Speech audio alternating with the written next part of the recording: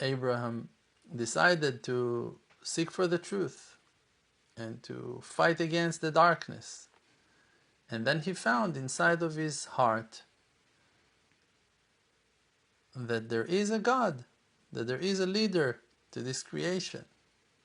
And he cherished that wisdom, and he took that lesson seriously, and he dedicated his life to that truth. And he changed his nature. He became good, against the will of his father, against the will of his mother, against the will of his siblings, against the will of the kingship of Nimrod, that was the vicious ruler of that generation, against the voices of everyone. This is why it's written on Avraham, Avraham ha-Ivri. When you say Ivri in Hebrew, that's the meaning of the word Ivriim, Hebrews, that Avraham was in one Ever, and all the rest of the world was on the Ever Hasheni. That he was in one side, and the rest of the world were on the other side. His name, Avraham ha-Ivri, Abraham the Hebrew, was because that he was on the other side, and everyone else were in the same side against him. And he couldn't care less. He just did his own thing.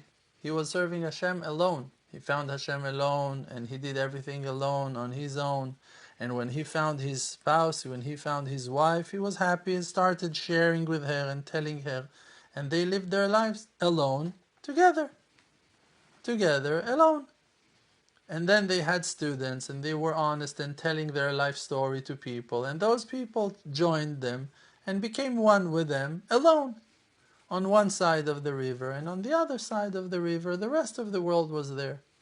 And then they had a child, and that child took that lesson wisely. His name was Yitzchak, and he went and continued that path of being a master of prayer, dedicating his life to prayer, to honesty, to faith, to simplicity, to do tshuva, to come back closer and closer to the truth, to Hashem, to find God, to be in touch with God. And after a while, he met his wife, and they got married.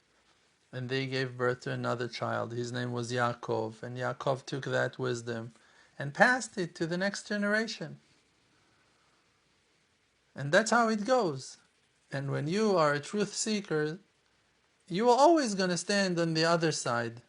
Always, all the world will stand on one side and will believe the false news, the fake news, and will follow the fake leaders, and will follow the social media, and will be affected by the social pressure, and will get crazy because of the elections, and because of the plagues, and because of the financials and economics and politics and opinions and yes and no. Always.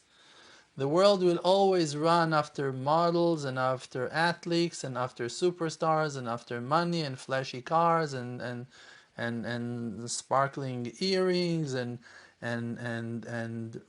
singers who are walking with tattoos and coloring their hairs and making like crazy people will always be crazy. And you should always pull yourself to the other side. To be safe and alone, to be connected to the truth. If you smell a lie, stay away.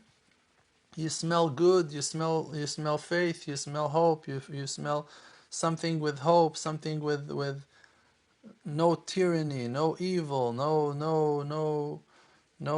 evil, no bad, no cruelty, only goodness. Pull yourself to that side. And that's our mission. The world is not being divided to Jews and non-Jews, to Ashkenazim and Sfaradim, to white and black and Democrats and Republicans. That's all junk. That's all junk.